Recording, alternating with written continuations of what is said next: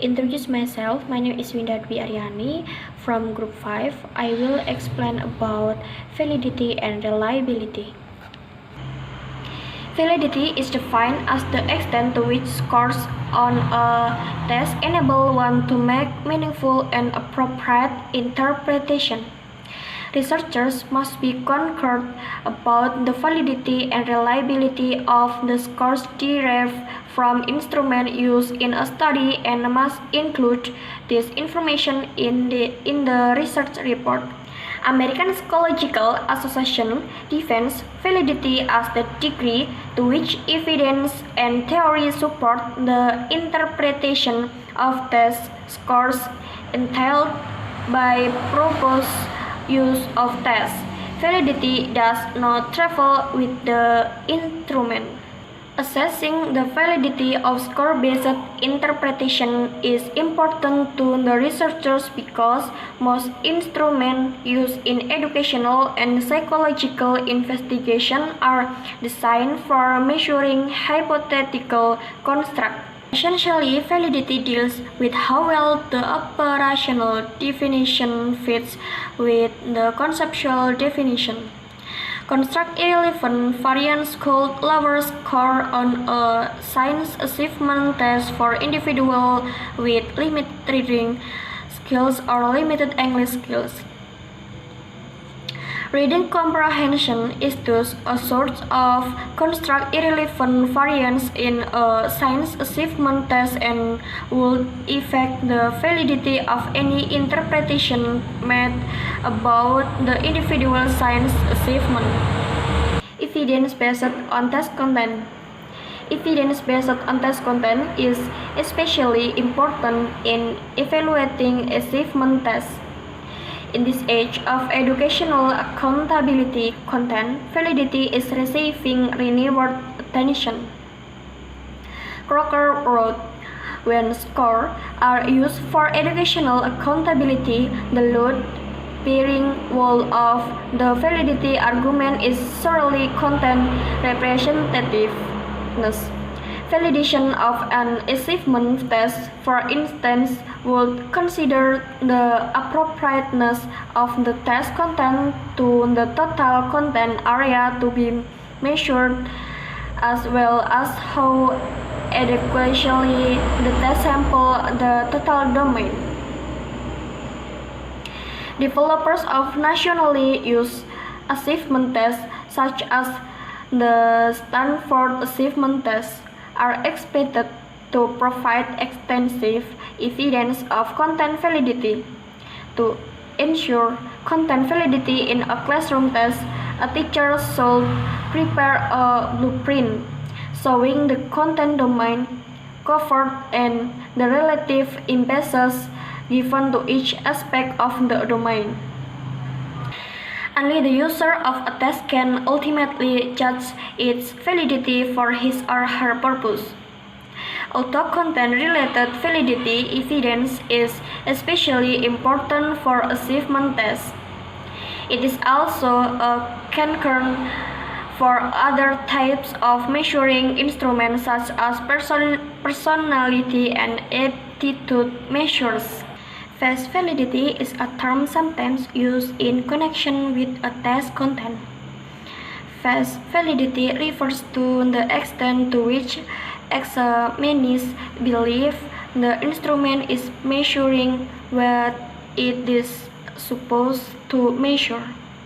Although it is not a technical form of validity, face validity can be important to ensure acceptance of the test and cooperation on the part of the examiners. Evidence based on relation to a criterion. Criterion-related validity evidence refers to the extent to which test scores are systematically related to one or more outcome criteria. Concurrent validity evidence is the relationship between score on a measure and criterion score obtained at the same time. Predictive validity Predictive validity evidence is the relationship between scores on a measure and criterion score available at a future time. In gathering predictive validity evidence of a foreign language aptitude test, one would look at the relation between scores on the test and the grades student eventually earn in a future foreign language course. In the case of a new scholastic aptitude test, predictive validity evidence would involve administering the test to a sample of high school junior or seniors and then putting the scores away until the student complete their first semester or two of college. Like this, the grade is used in the selection process for admission to graduate school because there is evidence that scores on the grade are correlated with achievement in graduate school and thus have validity for predicting future achievement. Hello everyone, my name is Elisa Nuriani Marhamah. Here I wanted to continue for presentations of Winda, and is my material. The first is validity coefficients. Validity coefficients, if it has been shown that a test has a high correlation with a future criterion, then the test can later be used to predict that criterion. In some cases, researchers must wait for several years to determine whether performance on a measure is useful for predicting success on a criterion. Consumers' criterion-related validity evidence is important in tests used for classifications, certifications, or diagnosis. For example, one would seek consumer validity and evidence for a new physiatric screening device by examining its correlations with a well-established instrument already available. And then consumer validity evidence is necessary when new tests are designed to replace older tests that may be more expensive or more difficult and time-consuming to administer. Students often ask how high does a validity coefficient need to be? As a general rule, the higher the validity coefficient, the better the evidence. 65 might be considered low and unsatisfactory if other predictions are available that have a high relationship with the criterion.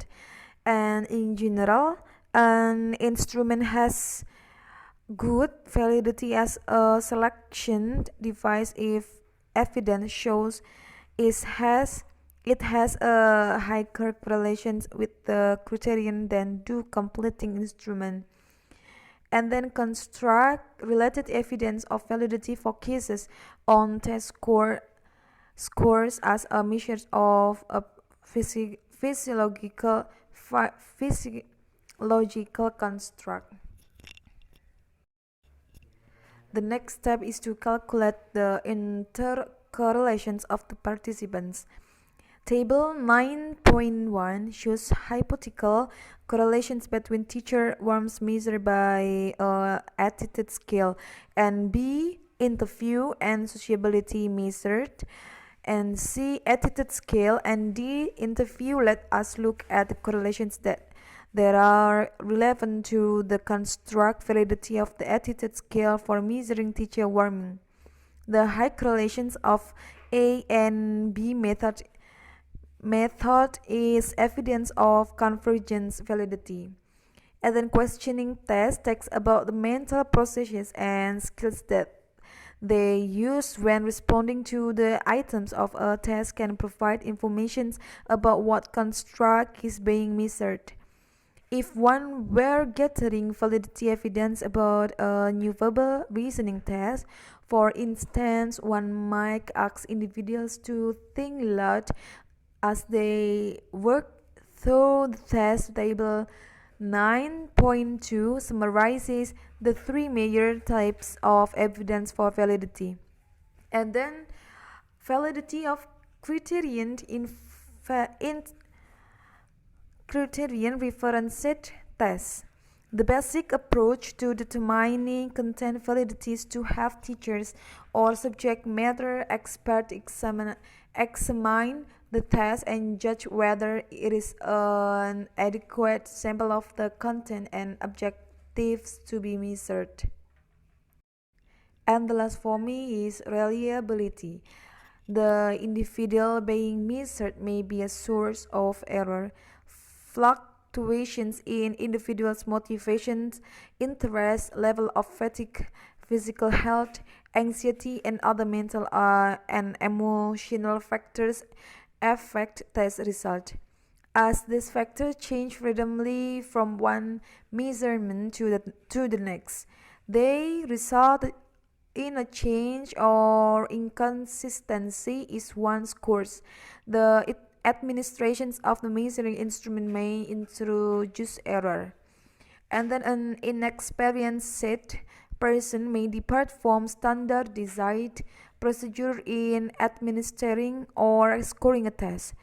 The instrument may be a source of error. Reliability is concerned with the effect of such random errors of measurement on the consistency of scores. But some errors involved in measurement are predictable or systematic. Such systematic error of measurements are a validity problem. The validity of score-based inference is lowered whenever scores are systematically changed by the influence of anything other than what you are trying to measure. Assalamualaikum warahmatullahi wabarakatuh. Let me introduce myself. My name is Nani Hidayanti. Here I want to explain about relationship between reliability and validity. Reliability is a necessary but not a sufficient condition for valid interpretation of test score. Equation for reliability, it's generally accepted that all measurements of human quality contain random error. Although scientists can remove all this error, they do have ways to assess the aggregate magnitude of measurement error. Reliability procedures are concerned with determining the degree of inconsistency in scores caused by random error. Reliability may be defined theoretically as the ratio of the true score variance to the observed score variance in a set of scores. Reliability is the proportion of the variance in the observed score that is free of error. The action of error is indicated by the degree of departure of the reliability coefficient from one. A coefficient of 80 on a test, for example, indicate the best estimate is that 80% of the observed variance in the scores is true variance and 20% is error. Thus, the greater the error, the more the reliability coefficient is the percent below 1 and the lower the reliability. And then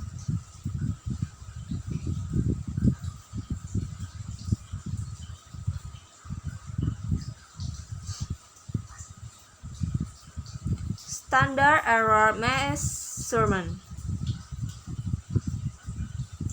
The mean of this distribution of score will be the best approximation of the child true score, and the standard deviation will be an indicator of the error of measurement. Because this standard deviation is the standard deviation of the error of measurement, it is called the standard error of the measurement. Thus, theory tells us that the distribution of error score approximates a normal distribution, and we can use the normal distribution to represent it. Measurement errors are normally distributed with a mean of 0. The standard error of measurement is recommended for use when interpreting individual score, and the reliability coefficient is recommended for use when comparing the consistency of different tests. Potential users of a test must take responsibility for determining how the reliability data would apply to their population. And then agreement coefficient. This index of reliability is referred to as the agreement coefficient.